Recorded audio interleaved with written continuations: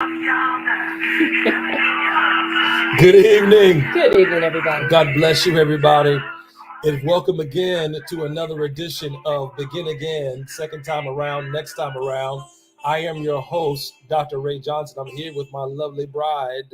I happen to be an author, an educator, and a leadership development coach. We want to help you grow in your second time or next time around relationship. This is Israel Houghton playing in the background. It was our exit song when we were on the way out from our coming together. Honey, why don't you tell them who you are? I am Alitash Johnson, also known as Tish. I am a woman who is in love with this man, a worshiper first and foremost, and a writer. Great. And I happen to be a man that is also in love with this woman. You know, honey, we have officially now come together, and we just passed our second gathering of us coming together in relationship and in holy matrimony. Yeah, it's hard to believe 2 years. Hardly to believe 2 years. Now, of course, I always say that I was married to you much longer than you were married to me. As you know, men, we tend to commit early, often, and quick. But women take their time to make sure that all things are well and in place. As she ran from me for, I would say, a period of months leading up to a year and a half, maybe somewhere in there. But we've been doing this not because we've got everything right. We've been doing it because it's a part of the process of growing. And when we look at so many second time, next time, and begin again around relationships, just like first marriages, many 50% of those tend to end in dissolutions and people coming apart. And that number is up to 65% when you consider second time or next time. So somebody's got to be speaking to this for those who are getting engaged and involved. And I know I keep mentioning it about our acid test in terms of determining what toxicity levels are like in regards to relationships. But we really are going to get into some of that and begin to communicate with some of that. God bless you, Sister Teresa Harris. Thank you for tuning in tonight. Great to see you. Great to see you. Share this. Thank you for the anniversary wish. Thank you. Oh, yes. Thank you for that. Thank you for that. Share this as soon as you are able to. But listen, what we've been able to look at is that some relationships it's absolutely necessary to have this conversation because some relationships have got to have necessary endings, but also new beginnings. And so what we want to talk about tonight a little bit is just from the subject matter, lessons learned tonight, just lessons learned in our little 2-year-old. Now, I like to put this caveat and this disclaimer out there. Don't let the 2-year-old time period fool you, because when you put us both together, there's close to 38, almost 40 years of relationship. I don't claim all those years. Okay? I know you don't claim, but at least we're able to tell folk, at least in terms of lessons learned of what not to do. And so what I'm watching in the current climate and culture of our day and time is people are entering into relationships without a point of clarity in regards to what should be done and what shouldn't be done. And so tonight we want to just give a little bit of keys in regards to some lessons learned. I'm going to practice chivalry tonight. I'm going to let you go first tonight and get started because I brought me a little extra content with mine. If you haven't shared this, go ahead and do it now. And share it real quick. All right. Well, if I were to start, okay. Yeah. You know how 2-year-olds like to have tantrums. I think. All right. I think what I've learned in the second year is that there are a lot of things that can we realize how much we're alike, but then how much we're different, and that can sometimes cause us to operate in a way that we didn't think was going to happen. Can I just be real about that? Sure. So 2-year-olds can have tantrums, but that's not really where I was going. I was just being funny. So which am I the 2-year-old or you the 2-year-old? Who's I'm the 2-year-old. Okay, I'll take on that. I'll take it out. But it's if my first one would be will. You have to will to love. Love is a choice. We always liken it as to be a feeling, and there are feelings associated with love, but love is a choice. So your feelings go up and they go down. I heard Lady Candace Green, she was remembering something that her husband had shared. She said, feelings aren't loyal. Feelings aren't loyal. And sometimes we have these feelings and it's like a 2-year-old can have tantrums like, well, I don't like this. I'm done, but we have to be very careful about what our feelings are doing and what it causes us to say, because once you release something out in the atmosphere, you can't take that back. Right.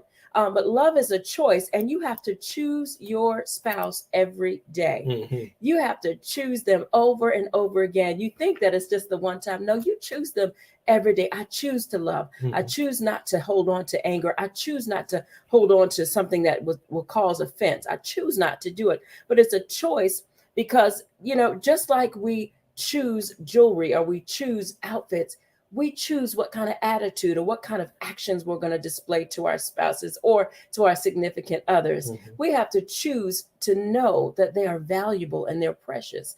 And when you have that recognition, you're going to choose not to abuse them verbally. You're going to choose not to abuse them psychologically or physically or financially or spiritually, emotionally, or fight. All of the abuses that can come under that umbrella, you choose not to do it because you choose to see them as precious in your sight. Mm-hmm. You choose to know that they are valuable to you. Mm-hmm. I like that.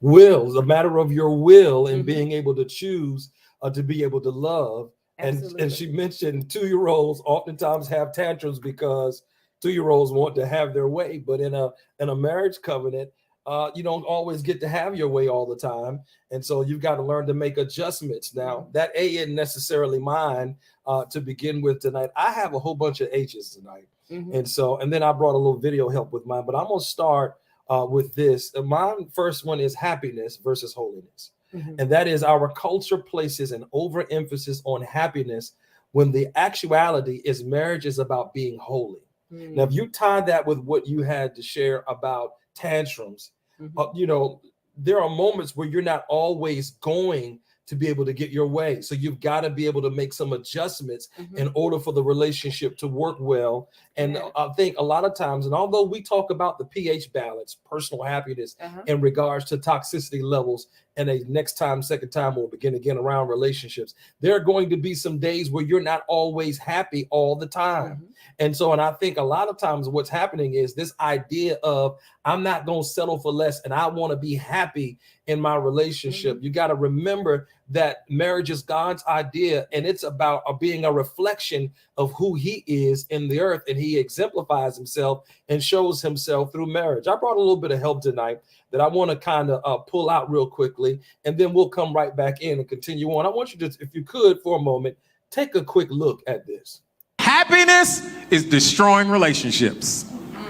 Happiness almost messed up my whole marriage. Happiness. Ooh, and I know some of you are like, ooh, what do you mean happiness? I want to be happy. There's a song about it and everything. 'Cause I'm happy. Nope. Happiness is messing up relationships. Here's why. Because happiness is elusive. Happiness always changes. Happiness is temporary.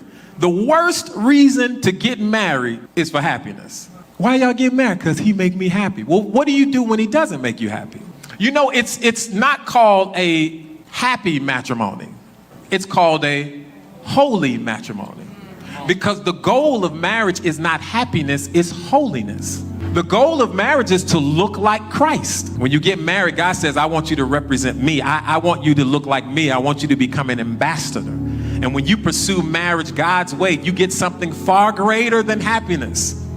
You get joy, you get peace, you get fulfillment, you get intimacy, you get passion, and you get God's approval. Yes. Something better. Wow. He talked about marriage is about reflecting the Godhead, really being on assignment for him. So much so you get more than happiness. You get joy, you get peace, and then that big one, you get God's approval. Mm-hmm. And I think that's the most important one when it comes down to understanding. He also said fulfillment. Fulfillment. Uh-huh. Yeah, mm-hmm. Fulfillment, that you've got to will yourself to say, God, this ain't about me. This is about you. So there are going to be some moments where I may not be happy, but temporarily, but I'm going to experience God's holiness. And because I experience God's holiness, I get his approval. He is now really obligated to honor his word, because I'm honoring him to ensure that there's joy, there's peace, there's approval. I'm telling you, passion, all of that gets fulfilled inside of the relationships. Anything else you want to add toward that? Well, that song keeps playing in my mind. Just want to be happy. Yeah. But that would lead me right into my second one. Go that, ahead. you know, we think that once we get married, that is our happily ever after. And, you know, that feeling, that euphoria is there in the beginning. Yeah. But my second one, I have W's tonight. W's, My second one would be wait. Not everything happens at once. And so the reality is everything isn't a fairy tale. It doesn't happen just instantaneously, especially if you're in a second time around relationship or a next time around relationship, because there's things that have to be built between the two of you. There's things in your relationship that take time to develop. You remember those old Kodak boxes that you used to ride up and you have to drop your film off and then it would develop them. But when you think about that whole developing process, that film has to be taken out in a dark place. Yeah. You know, when it comes to you and your spouse communicating and developing and growing together, it needs to be something that you do with the two of you. Yeah. It's the intimacy that you're building. Yeah. And, you know, when you're in those photo booths and those photo boxes and people are developing, they have different trays that they have to put them in. And then they have to, you know, the lighting has to be right. The solution has to be right. And if you take it out too soon, you mess up the development. Yeah. But something very, very important is that light. Sometimes if you open the door too soon, you ruin the whole thing. Yeah. We have to be careful of the private conversations that we have concerning our marriage and concerning our relationships. And sometimes things can upset us, but we need to wait and talk to our spouse about it before we go mouthing off to a family member, a friend, or co-worker. That's good. Because the things that you say out of your mouth concerning your relationship or concerning your spouse stay in the minds of your family and friends and co-workers. You done got over it, but now friends, family, and co-workers, they still holding on to it. As soon as they see that spouse or that other person, they're like, ooh, I remember what they said about him. Right. And they haven't forgiven in their mind, you know, even though the offense didn't happen to them. Right. But we have to be very, very careful as we're developing in our relationship, especially early on, that we keep that sacred. Keep some space between you sacred, so that you have time to develop. Because once you come out into the light, you're going to be a beautiful portrait, a beautiful picture, and you don't want to ruin it in the process, because what you thought was going to be there instantaneously, like a Polaroid, hasn't quite happened yet. You got to wait it out, wait the process out, and not base everything off of performance. Some things we have to do by faith and believe that God is going to keep working on us and them by faith. If we limit our relationships to what they do for us and what they don't do for us, we'll get frustrated every day. Absolutely. Well, you said you want to do this. I should have got this. I should have, you know. So we have to really be careful of what we're expecting to happen once we get married. And because marriage itself is a partnership, and it does take time to develop. And, you know, the fruit of the enemy is to divide you up. It is to lay the groundwork. Lay the groundwork to divide you and eventually divorce. So that's my W. I like that. Wait. I would simply add to what you were saying about wait, because most people in next time, second time will begin again around relationships. Many may be like us and be reflective of us. And so there's another component part to this that we'll do when we get into Mended and Blended. But I just want to give you a little bit of a nugget of that now. You got to remember that there is a process in terms of waiting before things begin to evolve and come around. And especially when there are children involved, because they're in an automatic acceptance right away. And then they're in an automatic meeting and rising to expectations right away. And so there's a process that's involved, which requires that key word alongside waiting, which is patience. And sometimes it takes a while for you to allow patience to have its perfect work, because you got to realize you're in a new dynamic, no matter if the kids are 30, 28, or 24, 25, and 20, and 19, or if they're 13 and 16 and 17. There is a process that's involved in the waiting process. So I think that is very, very good, which ties right into my second one tonight. You got W's, I've got H's. We're talking tonight a little bit about lessons learned over these last 2 years that we believe that are transferable to anyone that's engaging in a second time, next time around, begin again kind of relationship. And my second one tonight is going to be this. My second H is hope. But I want to put this word false in front of it. Sometimes you can enter in to the relationship with the wrong expectation and have a false sense of hope. And all too often we can develop these expectations that are based upon previous experiences, what we see on television, what's in culture, concepts, and then criticism, what I call hypocritical analysis. when you begin to now analyze your relationship based upon what you see going on somewhere else, or impacts that have happened to you in your life. So you want to be careful with that. And I brought some help tonight to kind of further the point about false hope, to make sure that we have our expectations set in the right place. Take a look at this. Why so many marriages, so many people in their marriages are disappointed because the advertisement was wrong, right? You believe Disney as opposed to the Bible. In Disney, and they lived happily ever after. In the Bible, they died happily ever after. So death do us part isn't when you take your last breath. It's every single time your ego has to die. Your pride has to die. You have to swallow that comment. You can't make that clap back. You have to listen instead of speak. Give you a case in point. Let's go Jefferson's, Good Times, Cosby Show. Cosby Show. Okay? All of them were married. The next big sitcom to come out was Martin. They weren't married. They're dating. That's right. Having premarital sex, the whole nine. When does the show end? When they get married. Oh, that's right. Wow. And so what were we informing Gen X of? Because all the shows up into that, and you can go back to my parents' generation, Donna Reed and, you know, My Three Sons and Brady Bunch, you know what I'm saying? You work your way forward, and not that Martin was like the only one, because you had Living Single and a bunch of other shows that came out, but I'm just speaking about Martin. What we're informing a whole generation is there's literally nothing to talk about after marriage. After marriage. All your fun happens up until marriage. And then when you get married, it's just boring. Wow. Did not he just lay that all the way out? And I love the idea when he talked about expectations, and he ran down from the Jeffersons through the Cosby Show. We had one more in there, Family Matters, but then you've got Martin. And then the show does end when they get married. I hadn't even thought about that. So the expectations that you have set, we tend to bring what's in popular culture and infuse that into God's construct. And it doesn't work that way. We've got to set our expectations based upon what scripture says. There's a role that husbands play, and there's a role that wives play. And then there is some intermingling in terms of partnership of those roles. But what ends up happening is we take culture's idea and then we get confused, and we're wondering why the relationships do not work. Remember, I said 50% of marriages tend to end in divorce. 65% of second and third of marriages, 65 of second, 85 to 90% of third. And really, it's got a lot to do with having a false hope, a false narrative in your understanding that you're bringing a set of expectations in that are unrealistic, that will not work in terms of God's idea about marriage. I keep coming back to that. It is so critical and absolutely so important that we understand that this isn't about us, that this is really about his idea. And as a result, when we align with him, things begin to happen and to take place for us. Again, we're talking about lessons learned tonight. Let's just do a quick check-in with everybody who's in on tonight. I see that we've got Sister Teresa Harris. We already mentioned her already. My line brother Elihu King will be performing his wedding coming up in July. And then I believe that Sister Lattimore, Magdalene Lattimore, am I pronouncing that right?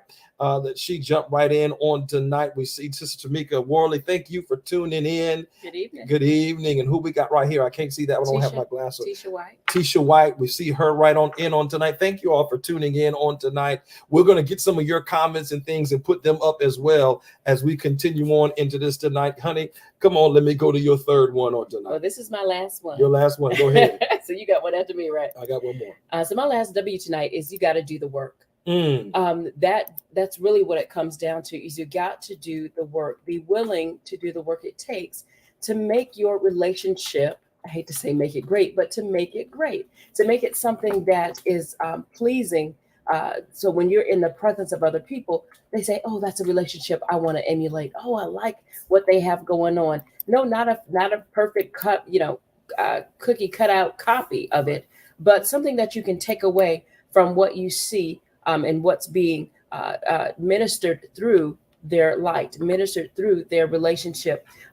There should be some time where you come together. The whole goal, I believe, of marriage before the Lord is to become one. Yeah. He makes us, we join together, and we be these two separate lives, unique, but yet coming together to complement one another.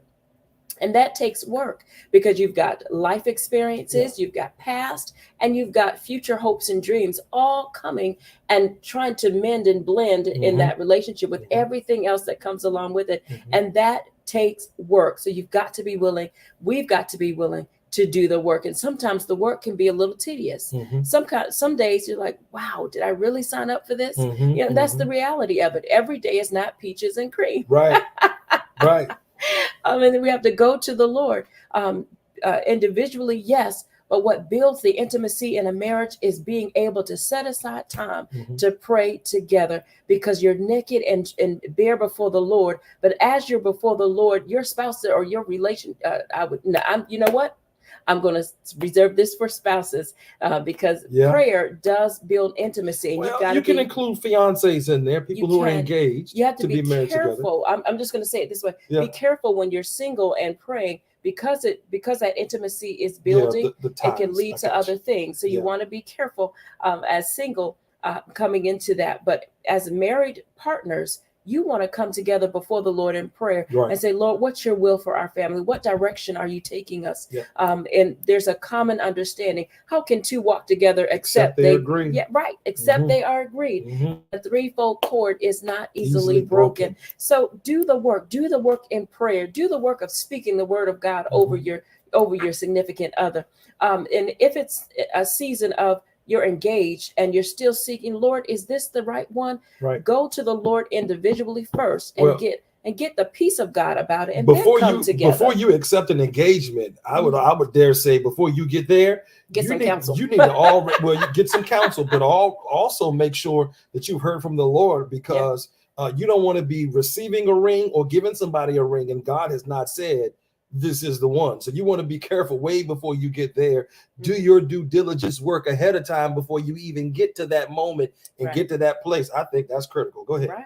Because it's not all about the ring. No, it is not all, and it's not all about the wedding. Sometimes we put priorities on things that God never put a priority on. No, it's about the relationship and the days after, and the purpose that He called you together. Right. See, you were getting that's a whole nother one. If you got questions for us tonight, put them inside of the chat. We'll make sure that we'll try to answer those. I'm gonna try to move quickly tonight. We're talking about lessons learned in our previous 2-year history in terms of us coming together. And so one of the things we talked about first in the midst of all of that was, you have to have the will to love. You must wait. We must learn not everything happens at once. And then you've got to be willing to do the work. And then also it's happiness versus holiness. Your relationship is supposed to be reflective of the Godhead. And when you understand that, you do away with false hope and false expectations. You don't pull your standards from popular culture, but you allow the word of God to lead and to guide your relationship. And God's words work. I want to say this tonight about that. Whether you are Christian or non-Christian, marriage is God's idea. And if you apply the principles of what He has laid out, the relationship will begin to work well for you, and you will find yourself with joy and happiness and peace and passion. Now, it's as long as you're willing to put the work in. I could say it better this way: let the word work for you rather than you having to work to find the word. That's a whole preacher message all by itself. I ain't even gonna spend a whole lot of time on that. Here is the last one tonight for me, and put some of your questions inside of the chat if you have any on tonight. You've got to learn how to allow God, my last H, to let Him handle it. See, in relationships, vulnerability is a key. We have to remember that we are not in control of everything. Men and women, regardless of gender, there are those who have dominant personalities, and you're used to being in charge of everything. And you've got to learn you're not in control of this. You can't control another person. You can't control their children. You can't even control your own kids, especially when they get to the point of the age where they're grown. You're not in control. So you got to learn how to release, let go, and let God. Trust the process. I think you mentioned that already. You've got to trust the process in that. Now, having said all of that, I'm going to kind of end mine on a funny tonight. Okay. I got this one from Creflo Dollar about questions and commentary that you need to have before entering in, because once you're in, you're in. Now, this excludes abuse, misuse, infidelity, a lack of repentance, and unwillingness to change. Putting all of those things aside, okay, when you get ready to take a look at this, I think he hit the nail on the head with some questions and things you really need to ask before entering in. I'm going to close it out with this tonight. Take a look at what he had to say. Ask some questions. Y'all need to sit down and go on a whole lot of dates. What's your name? Is that your real name? Do you have your daddy's name? When can I meet your daddy? Is your dad and mama together? How do you act when you get mad? Do you throw things? Do you cuss around? Do you beat up on people? I need to know, do you have a job? Where do you work at? How much money do you make? How long you been working there? Do you have a bank account? How is your credit? Can I see your credit score? Do you have a house? Or you live in an apartment? Do you pay for your gas in your car? Do you live with your mama and them? I need to understand what you're doing, what you like to eat. Do you plan on being fine like that all your life? Or you plan on getting big? How many children do you want to have? Will you get upset if we don't have no kids? You plan on having an inheritance? Do you have insurance? Can you pay for your funeral if you were to die today? You need to know who you're marrying. And don't you dare get married to somebody talking about, I've never seen him angry since I met him. It is not time to marry that person. You need to see how he look. And you need to ask that woman, how you look without your makeup? Don't put none on tomorrow. I need to see. The hair you got on your head, is that yours or did you purchase it? And if you purchase it, is it paid for or are you in debt? I need to know. I mean, I see no lies here. No lies here. Questions that you need to ask before you say I do. Because once you say I do, then you've got to do. And the more information you have ahead of time, a lot of that will help with your pH balance. I mean, a lot of that. Is that hair yours? You plan on getting big? You stay with your mama and then what's the credit score? I mean, all of that, all of those were facts for me on mine. Go ahead. Anything you want to add to what he had to say? No, you know, the thing is, if you purchase it, it's yours. Okay? It's mine because I paid for it. I know that is right there. Yeah, I think we may have a question down here with Tamika. If you could read that one with what she had to say. Yeah.